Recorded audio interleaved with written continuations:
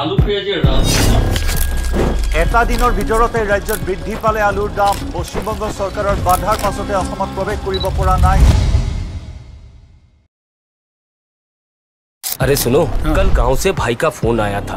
कहता है थोड़े पैसे भेज दो क्योंकि मेरे खेत की सब्जी बहुत ही सस्ती बिकी है। तो हमने कहा भैया थोड़े पैसे हमें ही भेज दो क्योंकि शहर में सब्जी बहुत ही महंगी बिकती है। भैया सुना है कि इस बार गांव शहर में सबके दिन फिरने वाले, अच्छे दिन आने वाले। আমরা দেখেছিলাম পেঁয়াজের রাজনীতি। পেঁয়াজের মূল্যবৃদ্ধি হয়েছে, এ ওকে দোষারোপ করে, এই দল ওই দলকে দোষারোপ করে।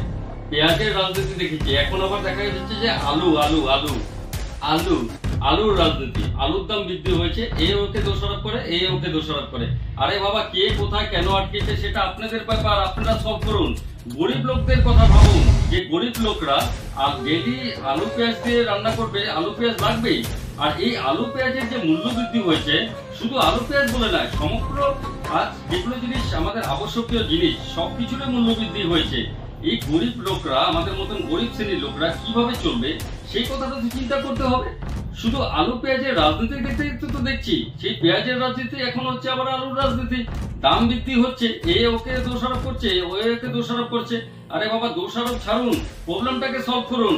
আলু পেঁয়াজের দামটাকে নিচে নামান পর্যন্ত তো আপনারা সক্ষম হননি। সে দাম বেড়েছে, একে নিয়ন্ত্রণ করতে আপনারা সক্ষম হননি, ব্যর্থ হচ্ছেন আপনাদের যোগান বিভাগ। আবার খালি দোষারোপ করে আমার দোষ না তার দোষ, আমার দোষ না ওনার দোষ, এগুলো ছাড়ুন। গরিবদের কথা চিন্তা করুন, অতি শীঘ্রই এই মূল্যবৃদ্ধি যেটা হয়েছে সেটাকে নিয়ন্ত্রণ করুন।